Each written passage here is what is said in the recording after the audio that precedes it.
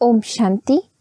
31 दिसंबर 2023 के अव्यक्त बाप दादा के महावाक्य, जिसकी रिवाइज तारीख है 13 नवंबर 1997।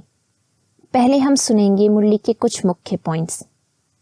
भाग्य विधाता बाप ने हर एक बच्चे को पुरुषार्थ से श्रेष्ठ कर्मों की कलम से सब रेखाएं खींचने की खुली दिल से खुली छुट्टी दे दी है।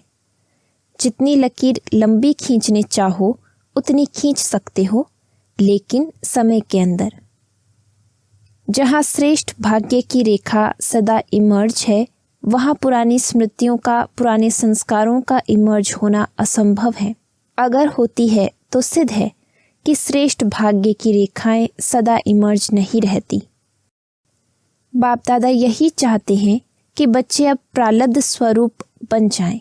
इसकी विधि है मास्टर दाता बनो। बाप से लिया है और लेते भी रहो, लेकिन आत्माओं से लेने की भावना नहीं रखना। अगर दाता बनेंगे तो दाता की भावना से आपकी रॉयल फैमिली और समीप वाली प्रजा बहुत जल्दी बनेगी। महान दाता बन, बेहद के दाता बन, वर्ल्ड के गोले पर खड़े हो, बेहद की सेवा में वाइब्रेशन फैलाओ। बेहद में जाने से हदों की बातें, छोटी छोटी बातें स्वतः ही समाप्त हो जाएंगी। मनोबल बहुत श्रेष्ठ बल है, उसको यूज करो। बेहद की सेवा में जो अभी आप वाणी या संबंध सहयोग से करते हो, वह मनोबल से करो। यह मनसा सेवा वही रंगत दिखाएगी जो स्थापना के आदि में बाप की मनसा द्वारा रूहानी आकर्षण ने बच्चों को आकर्षित किया। ऐसे समाप्ति के समय भी बाप के साथ साथ अनन्य बच्चे भी देव रूप में साक्षात अनुभव होंगे। कर्मयोगी बनने से शरीर का कोई भी कर्म भोग भोगना का अनुभव नहीं कराता है। मन में कोई रोग होगा तो रोगी कहा जाएगा। अगर मन निरोगी है तो तन सदा तंदुरुस्त है। साहस को साथी बना लो तो हर कर्म में सफलता मिलती रहेगी। अब हम सुनते हैं अव्यक्त बाप दादा के महावाक्य। मुरली का शीर्षक है संगम युग के प्राप्तियों की प्रालब्ध का अनुभव करो, मास्टर दाता महासहयोगी बनो। आज भाग्य विधाता बाप अपने श्रेष्ठ भाग्यवान बच्चों को देख रहे हैं। हर एक बच्चे के भाग्य की रेखाएं देख देख भाग्य विधाता बाप भी हर्षित होते हैं, क्योंकि सारे कल्प में चक्र लगाओ तो आप जैसा श्रेष्ठ भाग्य किसी धर्म आत्मा, महान आत्मा, राज्य अधिकारी आत्मा, किसी का भी इतना बड़ा भाग्य नहीं है जितना आप संगम युगी श्रेष्ठ आत्माओं का है। मस्तक से अपने भाग्य की रेखाओं को देखते हो। बाप दादा हर एक बच्चों के मस्तक में चमकती हुई ज्योति की श्रेष्ठ रेखा देख रहे हैं। आप सभी भी अपनी रेखाएं देख रहे हो। नयनों में देखो तो स्नेह और शक्ति की रेखाएं स्पष्ट हैं। मुख में देखो, मधुर श्रेष्ठ वाणी की रेखाएं चमक रही हैं। होठों पर देखो, रूहानी मुस्कान, रूहानी खुशी की झलक की रेखा दिखाई दे रही है। हृदय में देखो व दिल में देखो तो दिलाराम के लव में लवलीन रहने की रेखा स्पष्ट है। हाथों में देखो, दोनों ही हाथ सर्व खजानों से संपन्न होने की रेखा देखो। पाँव में देखो, हर कदम में पदम की प्राप्ति की रेखा स्पष्ट है। कितना बड़ा भाग्य है। भाग्य विधाता बाप ने हर एक बच्चे को पुरुषार्थ से श्रेष्ठ कर्मों की कलम से यह सब रेखाएं खींचने की खुली दिल से खुली छुट्टी दी है। जितनी लकीर लंबी खींचने चाहो उतनी खींच सकते हो, लेकिन समय के अंदर। जिसको जितनी लंबी लकीर खींचनी है वह स्वयं ही खींच सकते हो। बाप ने कलम आपके हाथ में दिया है तो वह लकीर खींचने आती है, खींची है या खींचना नहीं आती है? सभी को आती है? हाँ जी, बहुत अच्छा। देखो, अभी के तकदीर की लकीर आपको सारे कल्प में भी श्रेष्ठ बनाती है। 21 जन्म तो सदा संपन्न और सुखी रहने की रेखा चलती ही है। और द्वापर कलयुग में भी आपके पूज्य बनने की रेखा श्रेष्ठ रहती है। तो इस समय के भाग्य की रेखा सारा कल्प सदा साथ चलती है, क्योंकि अविनाशी बाप की अविनाशी रेखा है। तो सदा अपने श्रेष्ठ भाग्य की रेखा स्मृति में रहती है। रहती तो है, लेकिन कभी इमर्ज रहती है, कभी मर्ज रहती है।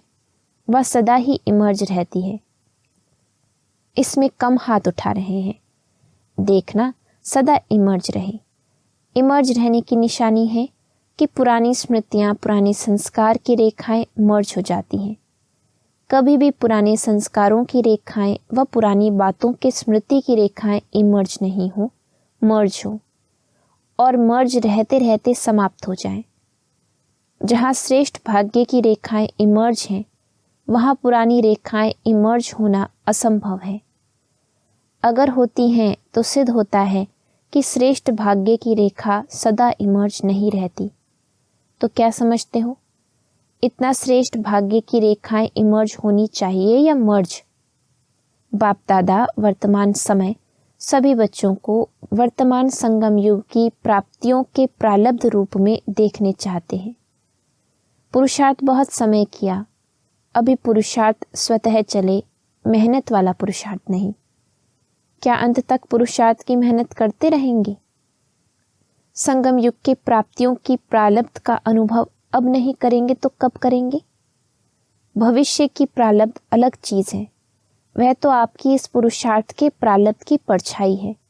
वह तो आपके पीछे पीछे आप पे ही आएगी। लेकिन विशेष बात है इस समय के प्रालब्ध प्राप्त करने की। ऐसे नहीं कोई पूछता है कैसे है, क्या हाल चाल है, तो अभी तक यही नहीं कहते रहो कि पुरुषार्थ चल रहा है। पुरुषार्थ तो है, लेकिन पुरुषार्थ की प्रालब्ध अभी अनुभव करो। वह प्रालब्ध है सर्वशक्ति संपन्न, सर्व ज्ञान संपन्न, सर्व विघ्न विनाशक मूर्त। यह अभी की प्रालब्ध भविष्य में स्वतः ही प्राप्त होगी। जैसे भविष्य में सिर्फ प्रालब्ध है, पुरुषार्थ समाप्त है, ऐसे अभी बाकी रहे हुए समय में प्रालब्ध स्वरूप का विशेष अनुभव करो। जब प्रालब्ध कहते हैं तो पुरुषार्थ की ही प्रालब्ध होती है। पुरुषार्थ किया है, उस पुरुषार्थ अनुसार ही प्रालब्ध का अनुभव कर सकते हैं। लेकिन बाप दादा बच्चों से क्या चाहते हैं? पूछते हैं ना, बाप दादा हमसे क्या चाहते हैं? तो बाप दादा यही चाहते हैं कि अब थोड़े समय के लिए पुरुषार्थ के प्रालब्ध स्वरूप बन जाओ। बन सकते हो कि पुरुषार्थ की मेहनत अच्छी लगती है? प्रालब्ध वाले बनेंगे? अभी पुरुषार्थ कर रहा हूँ, पुरुषार्थ हो जाएगा, करके दिखाएंगे, यह शब्द समाप्त हो। करके दिखाएं क्या? दिखाओ। और कब दिखाएंगे? क्या विनाश के समय दिखाएंगे? इसकी बहुत सहज विधि है कि अब मास्टर दाता बनो। बाप से लिया है और लेते भी रहो, लेकिन आत्माओं से लेने की भावना नहीं रखो। यह कर लें तो ऐसा हो, यह बदलें तो मैं बदलूं, यह लेने की भावना है। ऐसा हो तो ऐसा हो, यह लेने की भावनाएं हैं। ऐसा हो नहीं, ऐसा करके दिखाना है। हो जाए तो नहीं, लेकिन होना ही है और मुझे करना है। मुझे वाइब्रेशन देना है, मुझे रहम दिल बनना है, मुझे गुणों का सहयोग देना है, मुझे शक्तियों का सहयोग देना है। मास्टर दाता बनो। लेना है तो एक बाप से लो।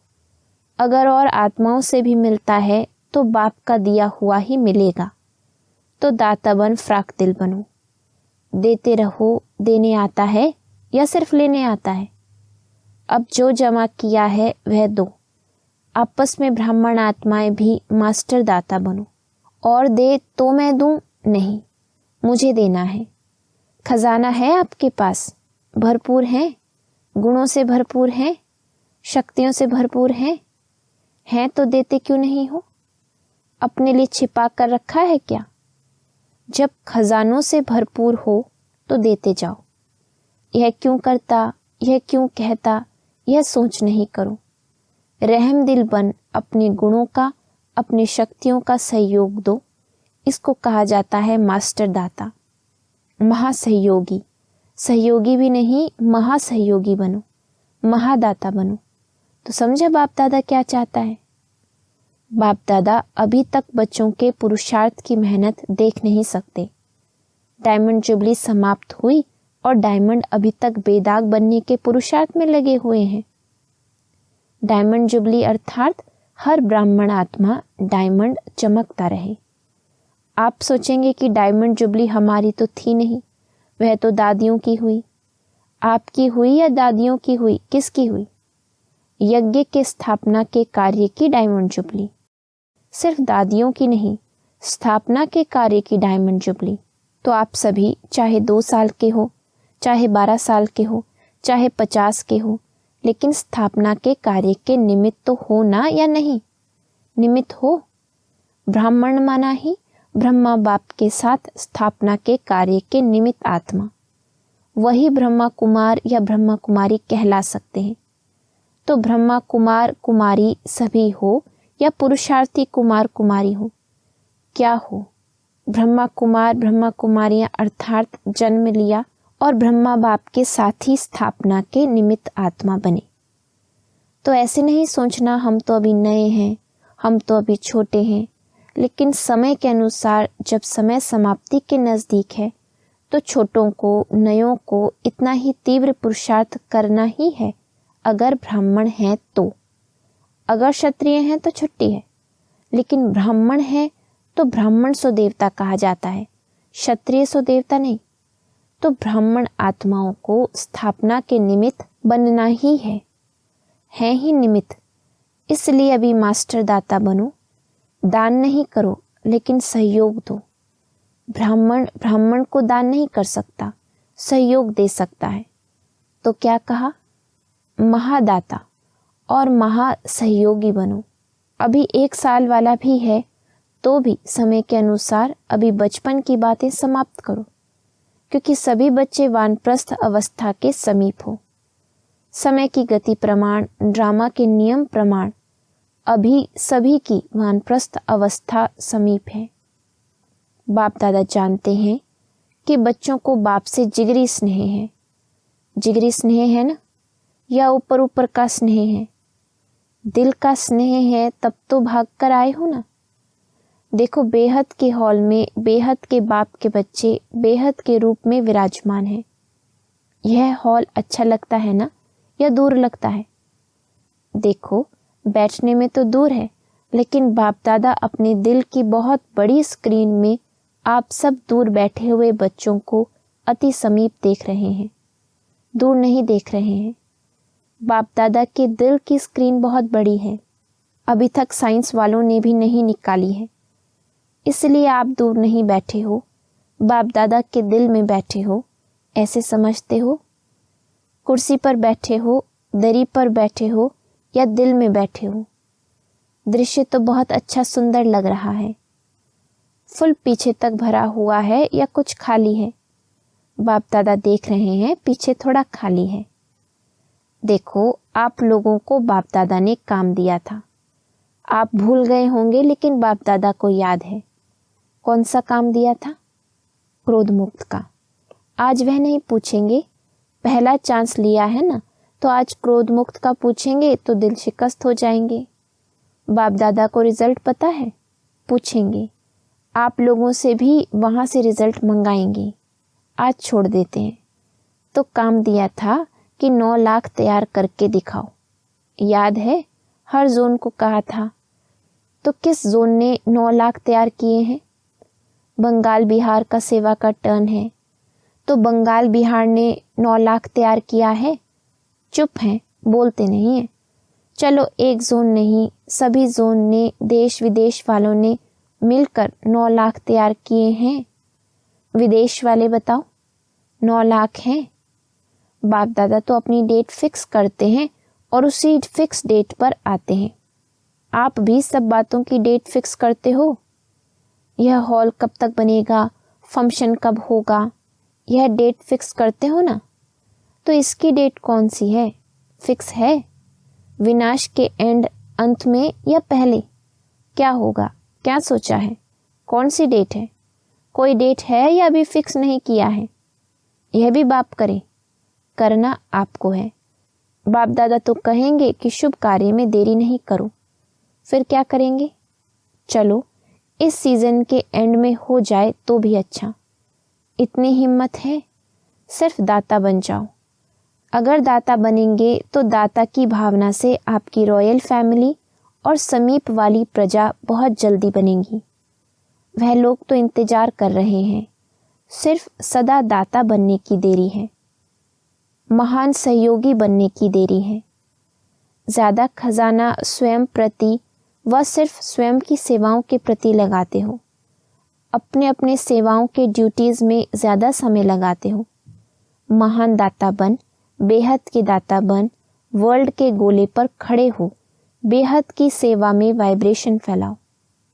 विश्व राजा बनना है, सिर्फ जोन के व अपने अपने ड्यूटीज़ के सर्कल के राजा नहीं बनना है।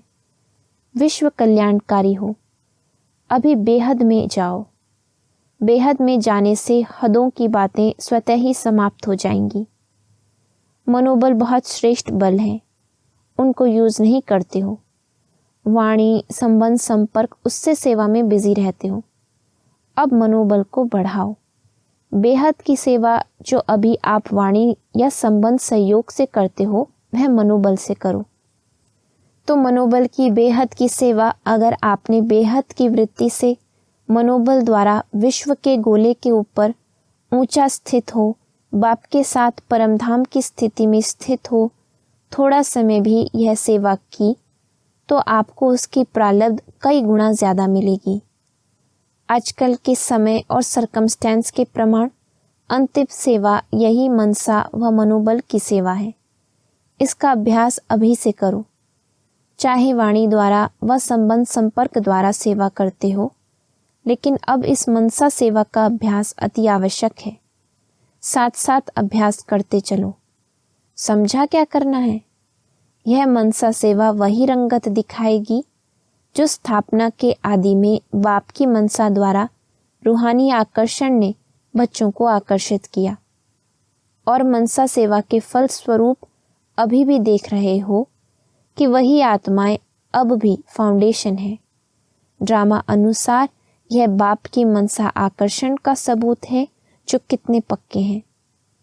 तो अंत में भी अभी बाप के साथ आपकी भी मनसा आकर्षण, रूहानी आकर्षण से जो आत्माएं आएंगी, वह समय अनुसार समय कम, मेहनत कम और ब्राह्मण परिवार में वृद्धि करने के निमित्त बनेगी।